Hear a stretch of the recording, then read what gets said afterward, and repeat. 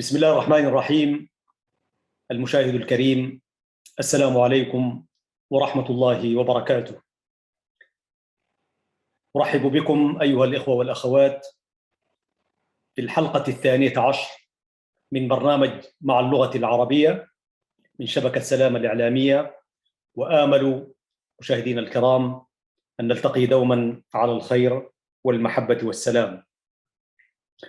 ثم دعونا نقول إن الحمد لله نحمده ونستعينه ونستهديه ونستغفره ونعوذ بالله من شرور أنفسنا ومن سيئات أعمالنا، إنه من يهده الله فلا مضل له ومن يضلل فلا هادي له، وأشهد أن سيدنا محمدًا عبده ورسوله بلغ الرسالة وأدى الأمانة ونصح الأمة وجاهد في الله حق جهاده حتى أتاه اليقين من ربه، وتركنا على المحجة البيضاء ليلها كنهارها لا يزيغ عنها إلا هالك. ونصلي ونسلم على خير من هدى الناس إلى الحق والطريق المستقيم، سيدنا محمد وعلى آله وصحبه أجمعين. وكذلك تحياتنا للصحابة الكرام الخلفاء الراشدين أبو بكر وعمر وعثمان وعلي رضي الله عنهم جميعا، وعلى التابعين وتابعيهم بإحسان إلى يوم الدين. ثم إن حلقة اليوم في برنامج مع اللغة العربية، وهي الحلقة 12 إن شاء الله. أتشرف مع زملائي في الجانب الفني أن أتحدث عن صرح تعليمي كبير، صرح جهاز التعليم الإريتري الذي لعب دورا أساسيا وكبيرا في ترسيخ دعائم اللغة العربية في إريتريا. ومن المفارقات أن جهاز التعليم الإريتري الذي نشأ في الخارج كان له دور كبير وانعكاس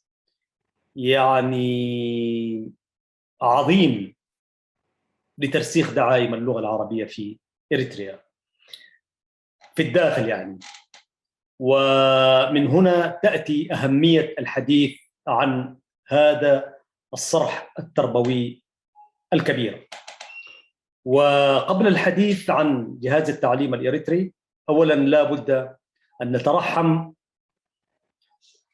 على صاحب الفكرة الأساسية لتأسيس جهاز التعليم الإريتري، الزعيم الوطني الكبير الشهيد عثمان صالح سبة. فكرة تأسيس الجهاز هي فكرة نابعة عن فكره السياسي وعن رؤيته الوطنية.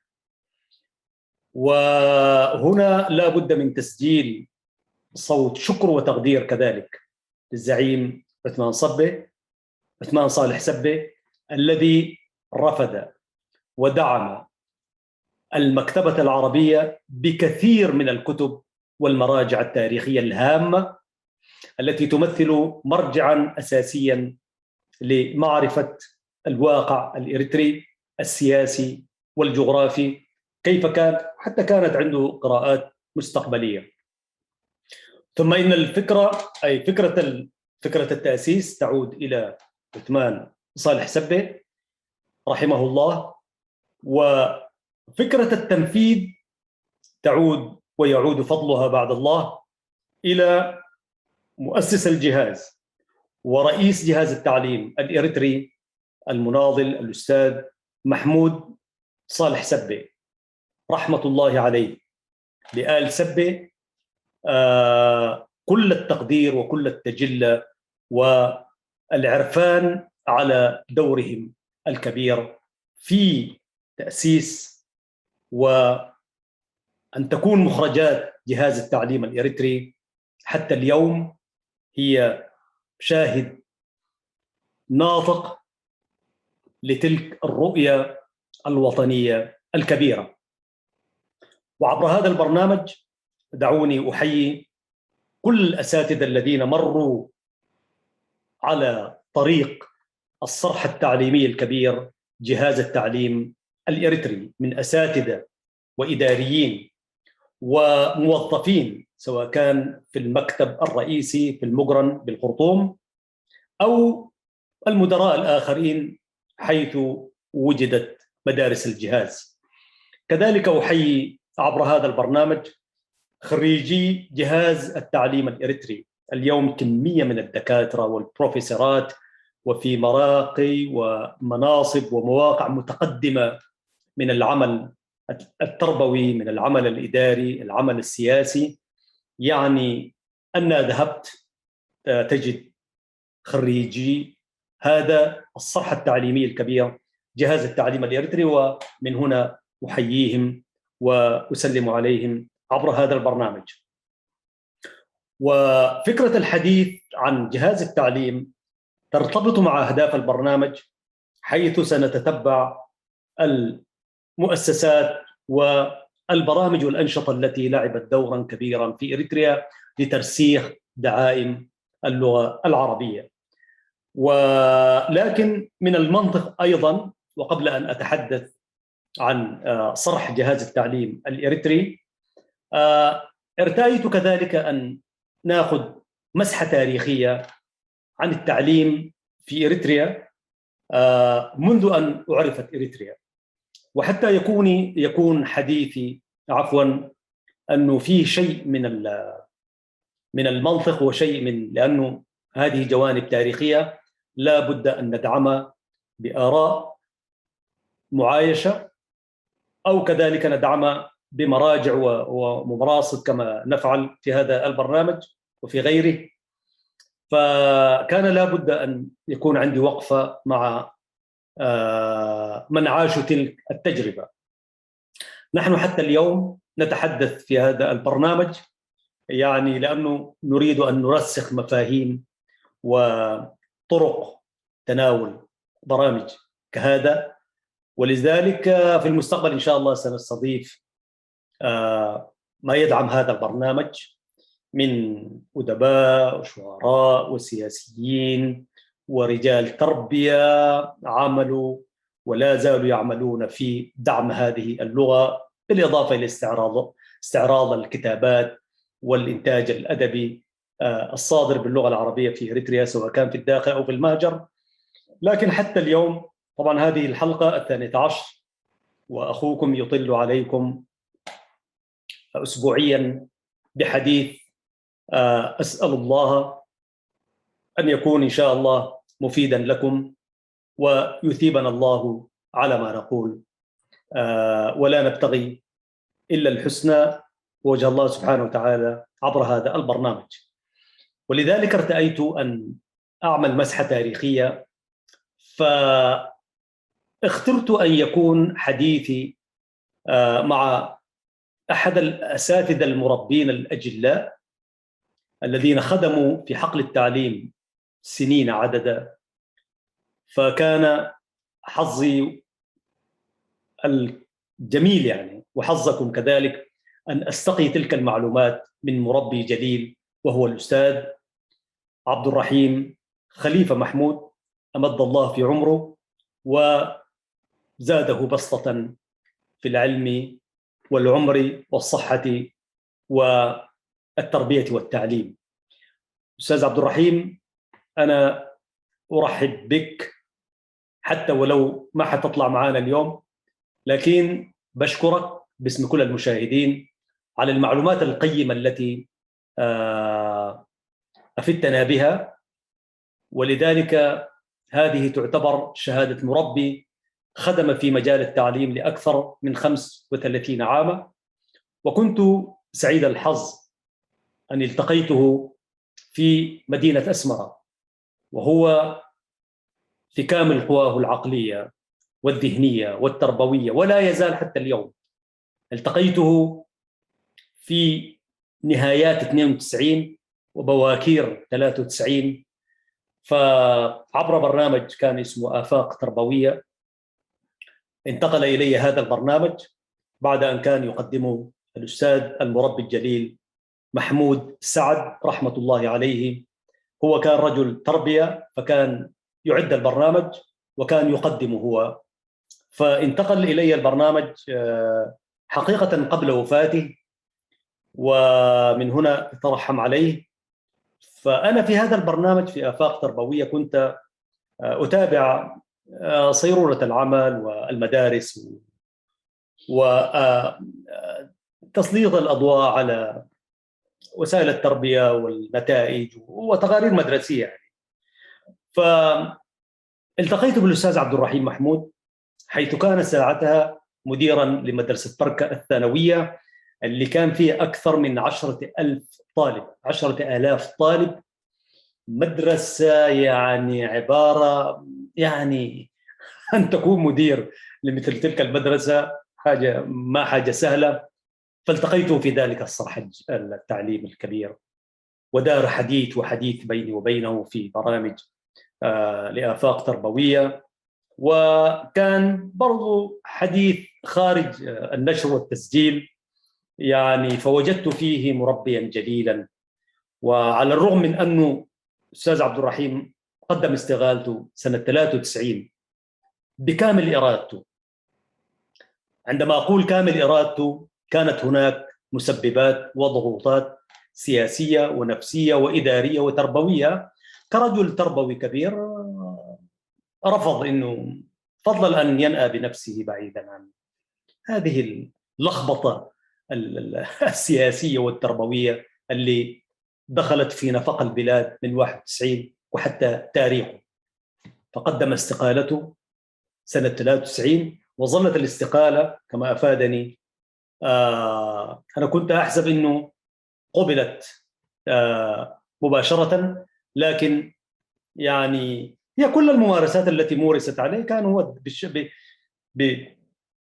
حتى يندفع ويقدم استقالته، وهذه طبعا مورست مع كثير من الكوادر في كثير من المجالات، في المستشفيات، في المدارس، في الإدارات وغيرها وغيرها. وقدمت كوادر مؤهلة كانت تمتلك تجربة ثرة في مجالها، قدمت استقالاتها فقبلت استقالاتها. واحد منها كان الاستقالة بتاعت أستاذنا عبد الرحيم محمود. وسبحان الله يعني أنا كنت أجريت معه المقابلة، يعني كانت رقم كم ما أذكرش يعني، لا أتذكر، لكن كانت المقابلة الرابعة ولا الخامسة شيء من ذلك. فقال لي هذا آخر يوم لي في الحقل التعليمي بعد خدمة 35 عام. فاستغربت حقيقة، قلت له كيف أستاذ عبد الرحيم تقدمون استقالتكم وأنتم بكامل قواكم؟ قال لي للاستقالة أسبابها وحاحكيها بعد ما وقفنا التسجيل. طبعا قال لي وقف التسجيل، هنا وقفنا. بعدين حكى لي السيناريو بتاعت الاستقالة، أسبابه ودوافعه، وكان سيناريو غريب لا يمكن أن تتوقعه لدولة بدايات وهي تنشد وتتلمس طريق البناء والتعمير بعد نضال بتاع 30 سنة كفاح مسلح وكم 20 سنة كفاح سياسي. على كل، حتى لا ننجرف ونطلع من الخط. عموما فأنا اتصلت اليوم، وطبعا لما تذاع الحلقة حيكون قبل فترة شوية، فجلست إليه وكان عندي قناعة إنه جهاز التعليم الإريتري يعتبر تجربة تعليمية إريترية خالصة، أكثر تجربة تعليمية حققت نجاح كبير. لكن قلت حتى لا أظلم التاريخ دعوني أقلب صفحات التاريخ. فاتصلت بالأستاذ عبد الرحيم محمود، بارك الله فيه، استجاب وكان حديث، أنا أخذت منه المعلومات. وإن شاء الله في يوم من الأيام أتمنى أنه نستضيفه وآخرين إن شاء الله في الوقت المناسب. فأفادني الأستاذ عبد الرحيم محمود. قال الأستاذ عبد الرحيم أنتم بدأتم التعليم في نهايات الخمسينيات يعني، وكده أدونا بانوراما كده عن التعليم كيف كان وكده، عشان ووديته الصراحة. قلت له أنا عندي برنامج مع اللغة العربية في شبكة السلام. قال لي أنا أتابعه، وبرنامج مشكور يعني، كونه يشيد بهذا البرنامج كرجل مربي وخبير تربوي تعليمي، هذه شهادة نعتز بها مع شهادات أخرى من ذوي الاختصاص. ولكن طبعا شعبنا انتم عارفين انه يعني الا تلاقيه بالصدفه كده وبعدين يديك انطباعه. لكن ما عندنا تلك وين كان ما عندنا ذلك الاندياح انه يقول لك والله ممتاز الحته دي اخفقت فيها وكده. ما كثير يعني. على الرغم من ان الباب بيني وبين استاذنا مربي الاجيال استاذ عبد الرحيم محمود هو مفتوح ومشرع، ويدينا ملاحظات في كثير من البرامج لكن لاول مره نتحدث عن برنامج مع اللغه العربيه في شبكه السلام. فلك الشكر استاذنا المربي الجليل. فقلت له كده اعمل لنا مسحه تاريخيه عن التعليم، لانني بصدد الحديث عن جهاز التعليم الاريتري، داير اعمل مقارنات يعني ليست مقارنات تلك المقارنات العلميه احصائيات لكن على الاقل نعمل مسحه يعني. فقال لي وهو الموثوق في حديثه قال انه فتره الحكم الايطالي يراها انه هي فتره الناس يظلموها كثير يعني. وبيقول انه الاستعمار الايطالي ما كان عنده الرغبه لتعليم الناس، ووقف الناس في الفتره بتاعت الصف الرابع وكده. هذه حقيقه قال، لكن شنو؟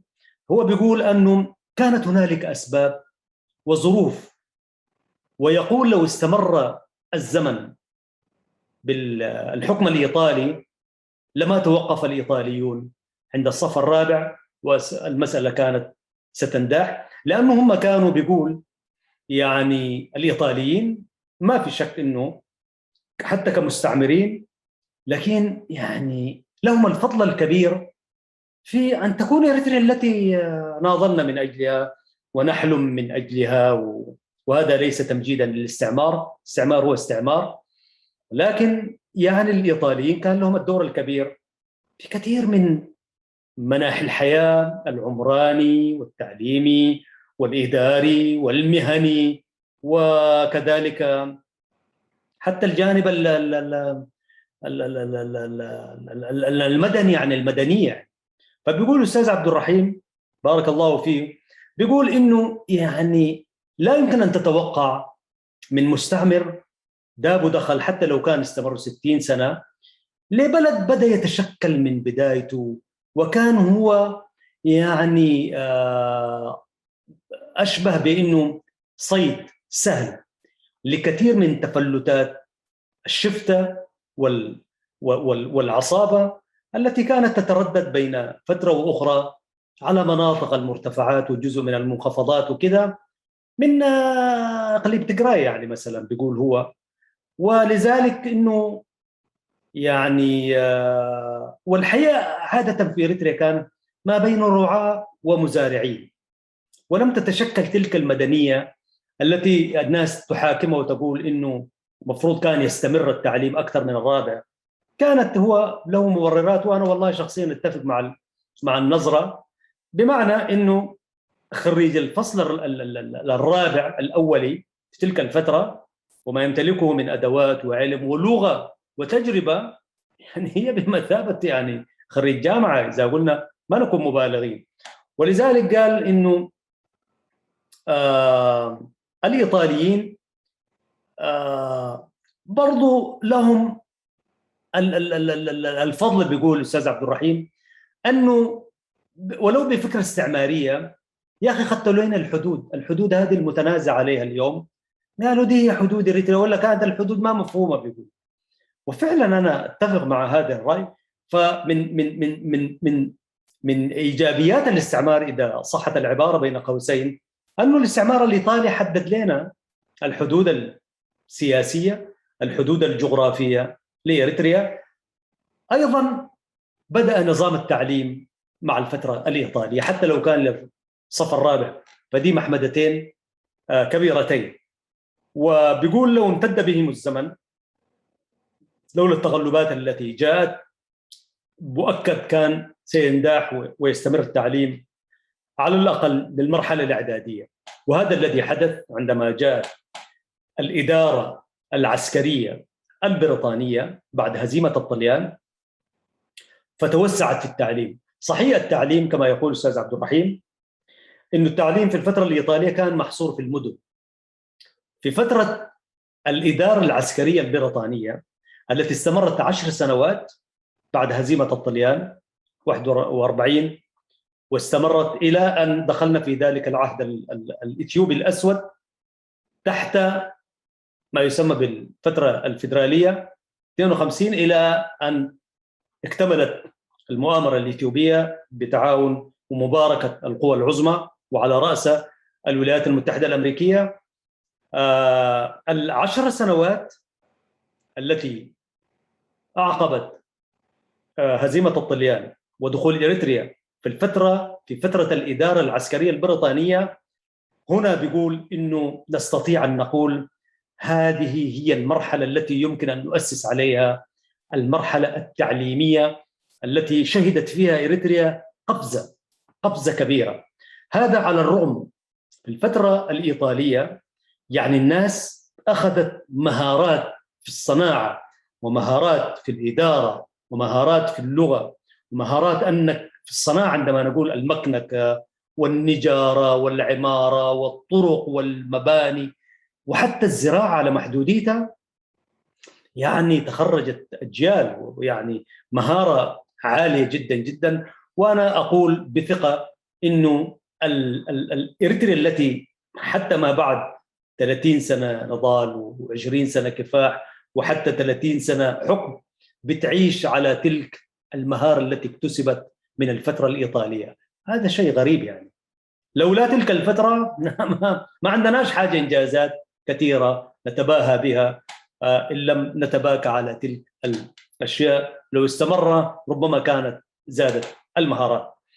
وبيقول إنه لازلنا مشاهدينا الكرام نتحدث عن الخلفية التعليمية، ثم سنأتي بعد ذلك عن جهاز التعليم الإريتري لمقارنة، ولو مقارنة يعني على خفيف زي ما يقال.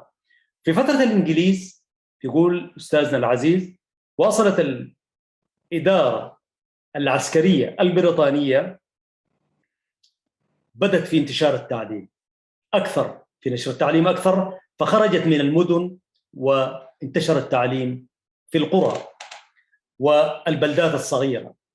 ولأنه هي عارفة أنه هي بحوجة إلى الإدارة الإيطالية، المدراء وغيرهم أبقت عليهم تلك الإدارة العسكرية البريطانية الاستعمارية. فكان الإيطاليين موجودين كمدراء هم بس فوق، وهم اللي بيسيروا العمل. فانتشر المدارس بالذات المدارس الإعدادية، ومع انتشار المدارس الإعدادية طبعا دخلوا المعلمين السودانيين، فتوسع التعليم، وتقريبا أصبح في كل قرية عدد من المدارس، حتى لو لم تكن في كل القرى لكن عدد من القرى، وليس كما يردده المستعمر الحالي الآن إنه الفترة الاستعمارية دي كلها كانت وما كانت وكأنه عملوا شيء. بالنسبة للتعليم الذي كان في فترة الكفاح المسلح ذاك شيء مختلف بظروفه الثورية وما إلى ذلك، وأنا حتحدث عنه في حلقة من الحلقات.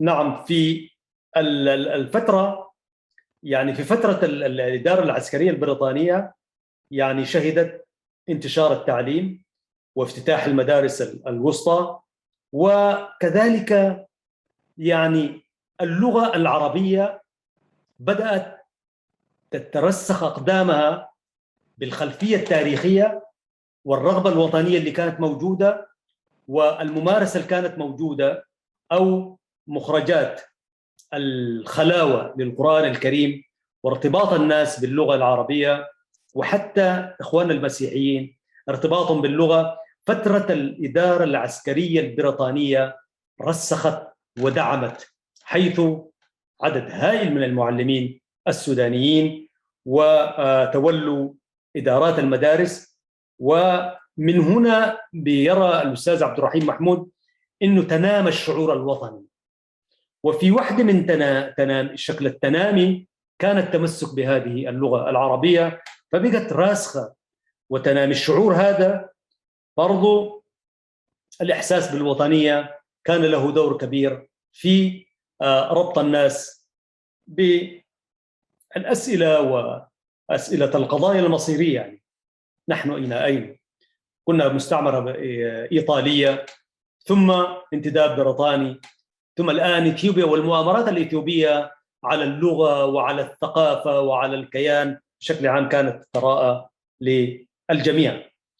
فبيقول أستاذنا عبد الرحيم في الفترة بتاعت ال10 سنوات بس تخرج عدد هائل من النوابغ الإريتريين، وحتى وإن كان عددا بسيطا لكن يعني كان له الدور الكبير في نشر الثقافة التعليمية والثقافة الوطنية، وعلى رأس ذلك نشر اللغة العربية، حيث دخل كثير من المترجمين السودانيين إلى البلاد وكانوا يترجمون من الإنجليزية إلى العربية، وازدهر التعليم كما يرى أستاذنا إلى درجة أنه حقق طفرة كبرى يعني خلال ال10 سنوات.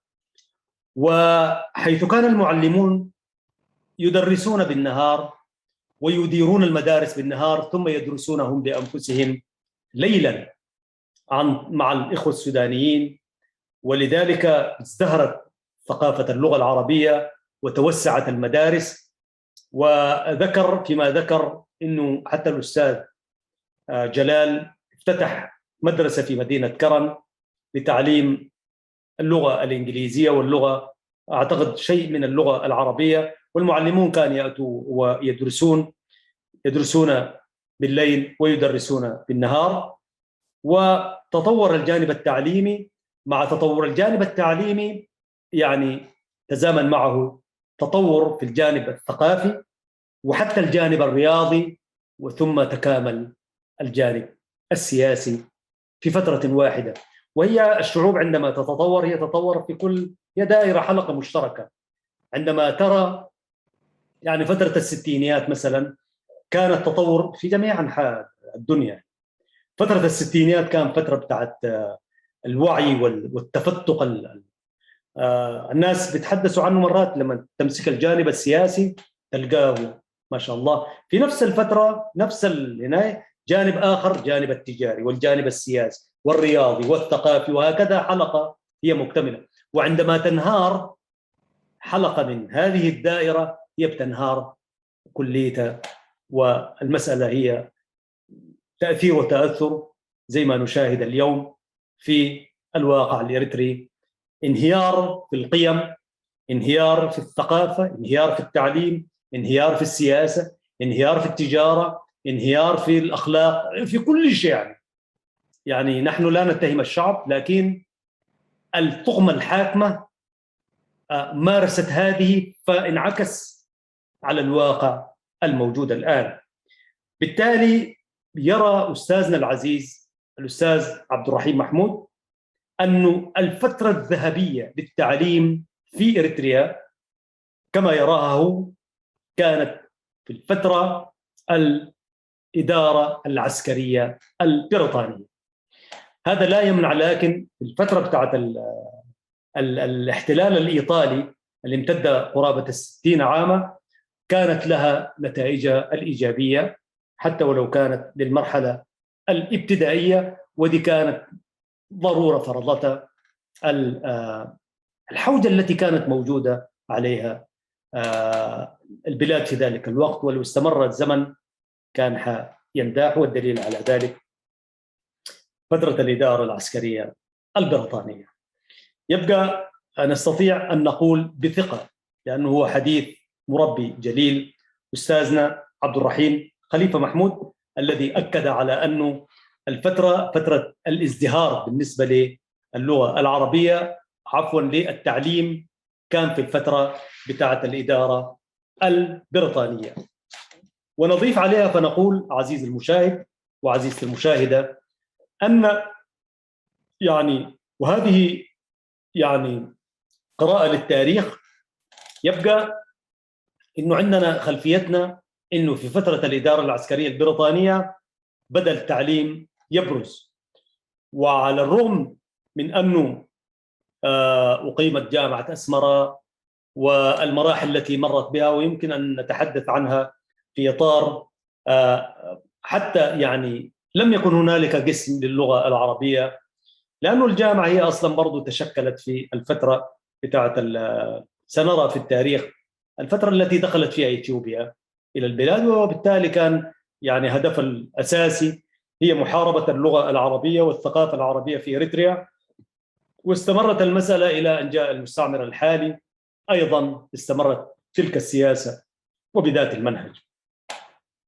وبالتالي تلك كانت هي بداية الطفرة أو الفترة الذهبية للتعليم في إريتريا بما فيها اللغة العربية.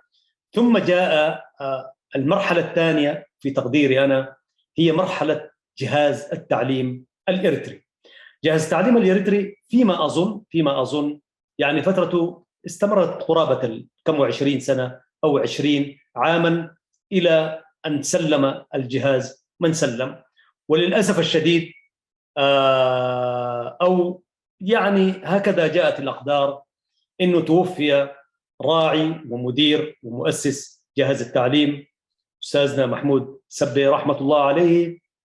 توفي بعد يعني 2 أو 3 تقريبا، بعد ما يسمى بين قوسين 91 باستغلال إريتريا، وبالتالي لم يمتد به العمر.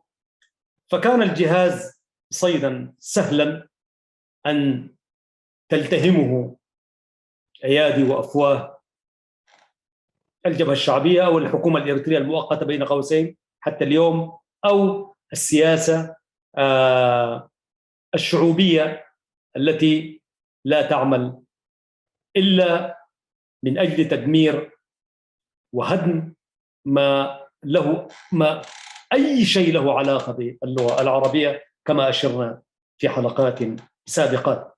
فجهاز التعليم الإريتري قام على ركنين أساسيين، اللي هو المحافظة على اللغة العربية. نعم كان عنده برضو اللغة التجرينية تدرس كمادة، لكن اللغة التي كان يدرس بها جهاز التعليم الإريتري مدارسه، وحناتي إلى ذلك بالتفصيل، كان كل منهجه باللغة العربية، وكانت تدرس لغة التجرينية واللغة الإنجليزية كمواد ليس إلا، لكن اللغة العربية كانت كلغة. هذه واحدة. الجانب الآخر ما يحسب لجهاز التعليم الإريتري أنه كان جهازا تربويا تعليميا إريتريا بالمعنى الصحيح لما يمكن أن نسمي به إريتريا. يعني كان جهاز تعليمي وطني، بمعنى لم يتعامل مع الطالب من زاوية دينية أو بنظرة جغرافية أو بنظرة سياسية وما إلى ذلك. أنت إريتري تأتي إلى جهاز التعليم وتتعلم بغض النظر من أنت، وفي نفس الوقت فهذه يعني حاجة إيجابية تحسب لجهاز التعليم الإريتري، أنه كان جهازا، يعني أنا أتجاسر فأقول كان وزارة بمثابة وزارة تعليم في المهجر حقيقة يعني. وبإنجازاته لو جينا وعملنا شيئا من الإحصائيات، والله ما خرجوا جهاز التعليم الإريتري حتى من الجانب العددي، سيبك من الجانب النوعي أصلا لا مقارنة بما أفرزته هذه السياسة الحالية اليوم من 91 وحتى تاريخه. في الجانب النوعي يعني الفرق والبون شاسع. لو جينا في الجانب العددي، لأنه الجانب العددي هو بمخرجات الكواليتي بتاعت المخرجات التعليم، لأن مخرجات التعليم إذا لم يكن له واقع على الأرض فالمخرجات هي صفرية. فحتى بالعدد إنه جهاز التعليم خرج أكبر عدد هائل من حملة العلم الحقيقي، سواء كان داخل السودان أو خارج السودان، في الجامعات والمعاهد العليا وما فوق الجامعات. ولو استمر الزمن رئيس ومدير الجهاز الأستاذ المربي الجليل محمود صالح سبه، كان جهاز التعليم الإريتري يعني كان سيفتتح جامعات وليس جامعة. وعندما أقول ذلك أنا برضو شرفت وأحمد الله أن هيأ لي أن أعمل داخل جهاز التعليم الإريتري، وفي موقع هام جدا جدا من الجهاز، حيث كنت بحمد الله سبحانه وتعالى مسؤولا للإعلام والتوجيه الثقافي. هذه أول وظيفة بحمد الله ربنا تفضل بها علي بعد التخرج.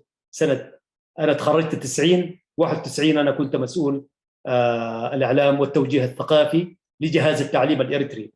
فبعرف أنه لو امتد الزمن كان للجهاز كانت هنالك سياسة أن يكون أكثر من جامعة، ولكن رحم الله محمود الأستاذ المربي الجليل أستاذنا والمناضل الكبير محمود صالح سبه، وأسأل الله سبحانه وتعالى أن يتغمده بواسع رحمته ويدخله الجنة ويجزيه خير الجزاء عما قدم للعلم والعلماء في رحاب إريتريا، ودعما للغة العربية والثقافة الوطنية. وفي نفس الوقت برضو الجهاز كان مرشده هو القيم الدينية الإسلامية، وليس في أي تعارض مع ما يؤمن به الآخرون. ولذلك قام الجهاز أن يحافظ على عادات وتقاليد وقيم المجتمع اللغوية والوطنية والدينية والثقافية، وهكذا نشأ الجهاز. وبالتالي تجربة فترة الإدارة العسكرية البريطانية تعتبر تلك فترة ذهبية، ولكن لأنها جاءت في فترة استعمارية وفي فترة تحمل لون يعني شكل من أشكال الاستعمار، نحن بكل ثقة نقول إنه جاءت فترة جهاز التعليم الإريتري التي سنتحدث عنها في الحلقة المقبلة بالتفصيل، كيف كان الجهاز، ما هي إنجازاته، وفي أي مناطق كان، وكيف كانت تدار العملية، وكم كان خريجوه، حتى ولو لم نستطع أن نقدم إحصائيات كاملة، لكن سنشير إشارات ولمحات وإضاءات عن جهاز التعليم الإريتري. فتلك هي يعني الفترة الذهبية الإريترية الحقيقية للتعليم، ربطا بما نهدف إليه من هذا البرنامج، وهو المحافظة على لغة المجتمع والمحافظة على ثقافته، المحافظة على حقوقه السياسية، المحافظة على انتمائه الوطني. الجهاز كان يعمل وفق هذه الرؤى. هذا لا يعني أن لم تكن هناك قصور هنا وهناك، لكن بالمنجزات التي حققها الجهاز الأشياء القصور وهنا وهناك قد لا توصف، أو يعني ربما الحديث عنها يكون من الحديث في غير محله. ولذلك من هنا نحن نترحم على كل أولئك العظماء الذين وقفوا مع الأستاذ محمود سبه رحمة الله عليه، ومع الزعيم عثمان صالح سبه، والإداريين الذين كان لهم دور كبير، وسنأتي إلى أسمائهم واحدا بعد الآخر. ونترحم على الراحلين منهم وعلى الذين يوجدون على قيد الحياة، حتى لو كانوا يعني الله أعلم يكونوا موجودين الآن، لكن لمن فيهم وربما في أسماء نحن ما بنعرفها نتمنى لهم الصحة والعافية. أيها الأخوة والأخوات المشاهدون الأعزاء، سأتوقف هنا في الحلقة 12 من هذا البرنامج مع اللغة العربية. سنأتي نتحدث في الحلقة المقبلة عن جهاز التعليم الإريتري وكيف دعم اللغة العربية. برضو ممكن نقرأ مقالين مما كتبه خريجو مدارس جهاز التعليم الإريتري، وأعدكم إن شاء الله أن نستضيف عدد من خريجي ذلك الصرح التعليمي الكبير. نتوقف هنا وأشكركم على حسن الإصغاء والمتابعة، وآمل مشاهدي الكرام أن توافونا بآرائكم وملاحظاتكم وانتقاداتكم فيما يفيد البرنامج ويفيد المشاهد والمستمع الكريم. كنت معكم مشاهدي الكرام محدثكم أحمد شريف من شبكة سلامة الإعلامية في الإعداد والتقديم، على أمل اللقاء بكم في الحلقة المقبلة، وهي الحلقة 13 بإذن الله. السلام عليكم ورحمة الله تعالى وبركاته.